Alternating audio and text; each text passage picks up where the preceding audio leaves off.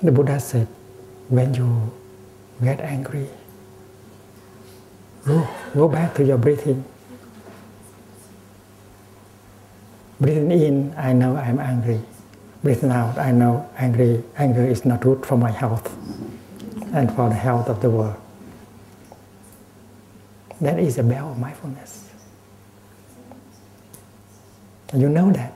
You agree with the Buddha.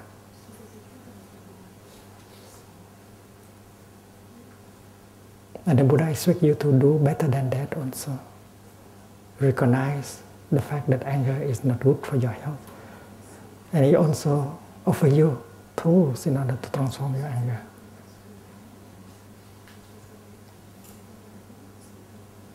When you get angry, your anger is supported by many things within you.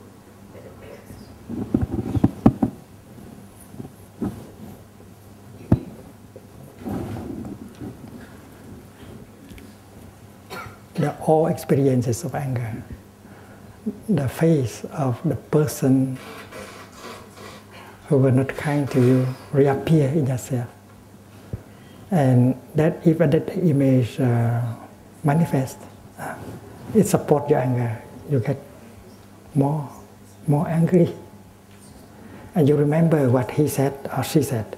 You get angry. So many things in you that you still keep and have not been able to transform, come up and support your anger. And suddenly your anger falls like a cascade, very strong, and you become the victim of your anger. And your body also go along with that. The beating of your heart, the chemical in you are triggered in order to go with that anger. So, breathing in, I know that I am angry. Breathing out, I know anger is not good for my health and for the world and for the community. This is the first step. The second step is to visualize the outcome of anger. You have to visualize how anger destroys your health and destroys your community, destroys the world. You can see. And in yourself, in your stored consciousness, you have these images. You have seen anger destroying families, couples, and others. You see the suffering. And if you are able to bring these images back, your anger will stop. Visualization.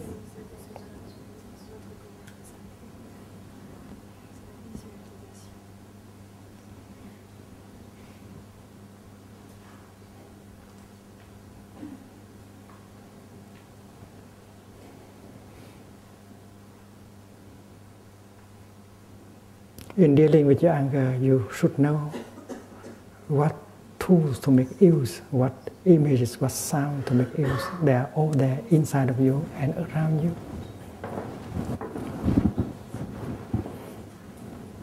Suppose you know someone who is capable of smiling during a difficult situation. And his or her image is you. And if you are able to think of him, think of her, and seeing his or her smile in a provoking situation, that image will help. And you want to be like him, to be like her, sitting solidly as a rock, and not allow anger to carry you away.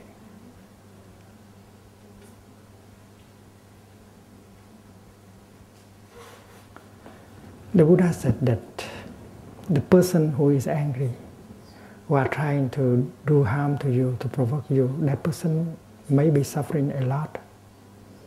And if you know that, instead of becoming angry at him or her, you can look at him, look at her, and think of him and think of her with compassion. And this is possible.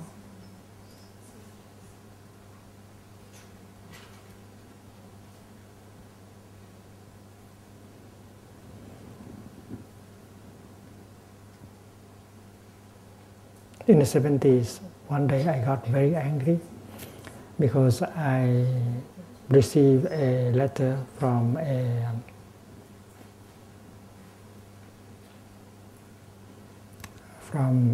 refugee camp in Thailand that an 11-year-old girl after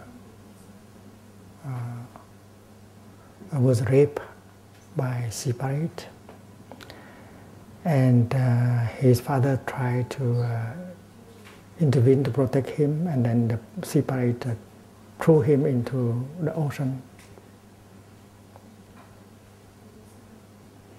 And during the 70s, news like that come every day. We were trying to help both people. Many of them stay in refugee camps in Thailand, in Malaysia, in Indonesia.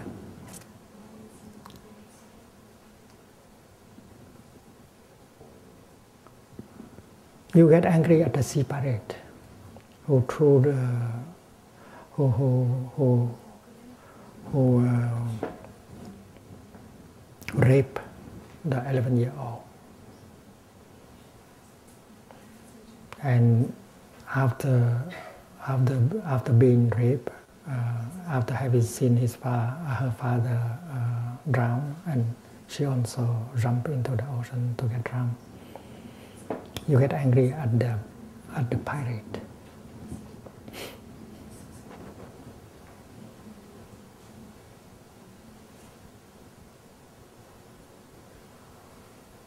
You get angry to the point that you cannot eat, and you know that you have to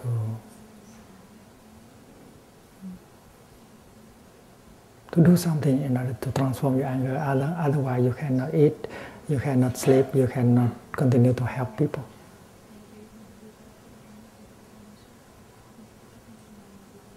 So I went for walking meditation to calm myself down. And that night during sitting meditation, I saw the pirate.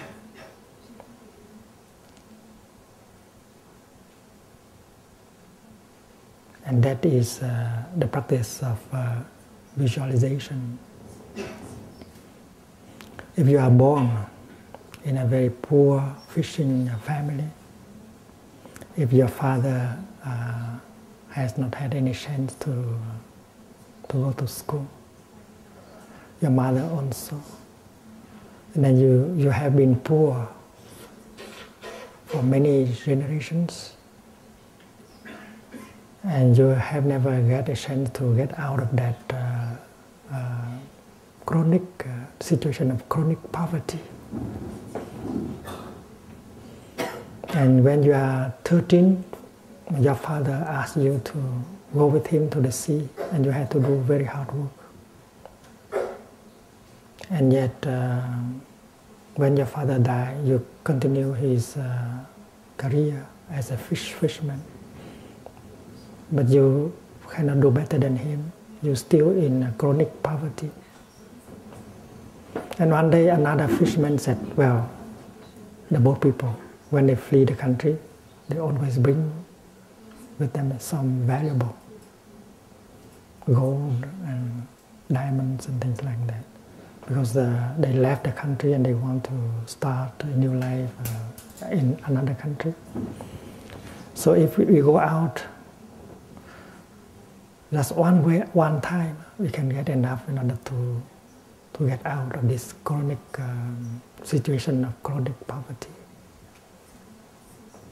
And many young men became pirates because of that. In the high sea, there was no policeman. And you see young girls, and you know that you will not be punished. So the young fishermen just did like other fishermen. They rope they rape. If you are on a boat, what can you do? If you try to intervene, they will throw you into the ocean. And if you have a gun, what would you do? Of course, you will shoot the separate.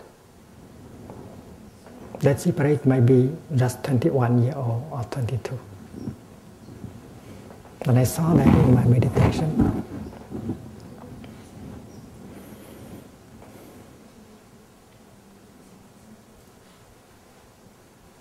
Suppose I was born in the coast,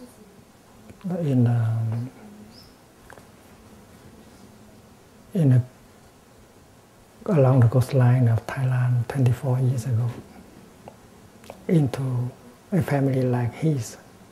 My father was very poor. My mother did not have any education. I was raised like that. No one. I did not go to the. I have no chance to go to school. I became a young poor fisherman. Nobody has taught me to love, to be responsible. Nobody has helped me to get out of my situation of chronic poverty.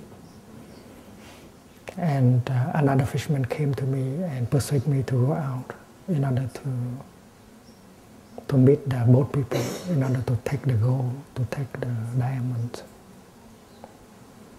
And there I went. And I would have done exactly what the young parents have done, because I have had no education. I did not know how to love, to be responsible, so I did exactly what he did. And if you shoot me, I die. I simply die, because no one has helped me in my 21 years of life. So when I meditated, at that point, I identified myself with the poor fisherman. I saw him as a victim of society. It's really no one has tried to help him, his family. No one has tried to educate him, to teach him how to be responsible, to love. And when I saw that, my anger just evaporated. And suddenly I have a lot of compassion directed to the fisherman, to the sea pirate. Meditation is like that. Meditation is to use the image of reality in order to help you to be awake, to be reasonable.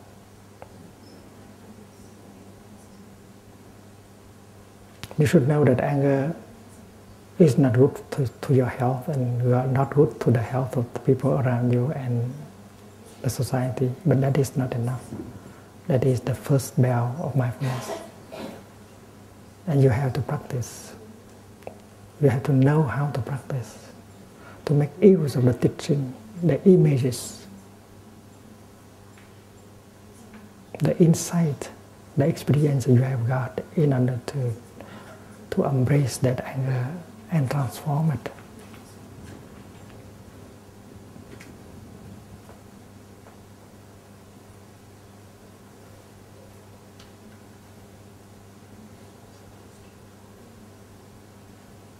In our body there are lymphocytes, the immune system. Every time there is a foreign body penetrating into our system, they rush, they come and they just embrace and digest that foreign body and transform it into protein and other things.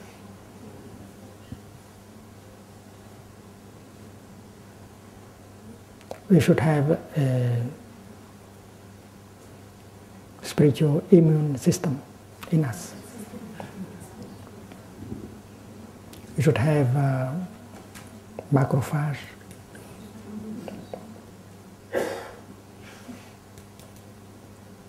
leukocyte,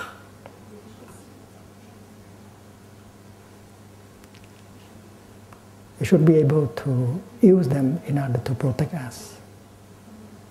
Every time anger or fear manifests, we should call on these elements to come, to surround, to embrace that, not to let it do harm to our life, to our body, to our mind. The practice is very much the same as the practice of the immune system. We know that this is a poison, and if we do not take care of the poison, if we are not careful, we will let the poison destroy us. And the Buddha spoke about poisons: confusion, anger,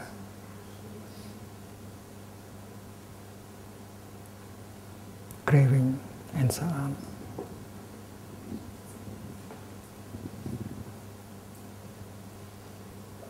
A Dhamma talk is not something nice to hear, to listen to. A Dhamma talk should offer methods of practice, so that when you are in a difficult situation, when you are caught by anger, by fear,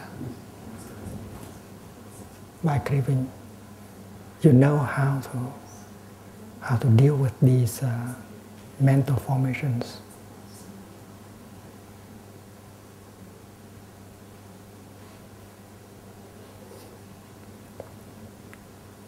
By observing, we know craving can bring a lot of suffering. By thinking back of our previous experiences, we know that craving has brought us a lot of suffering. So when craving is there, we have to visualize. We have to think about the effect of craving.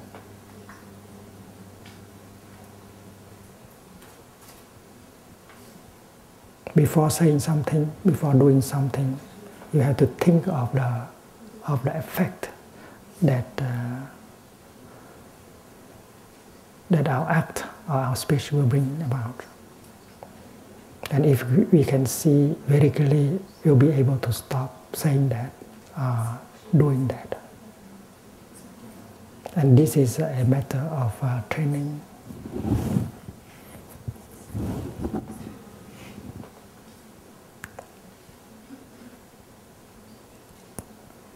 We have failed before. After having said that, after having done that, we suffer and we make the other person or person suffer. And yet, when the situation presents itself again, similar to that, our pattern of behavior pushes us to do the same, to say the same thing, to do the same kind of act. And we create destruction again and again. And again and again, we feel sorry, because that is a pattern of behavior that is deeply entrenched in us. Now, as we have got the teaching and the instrument, we have to create new patterns of behavior.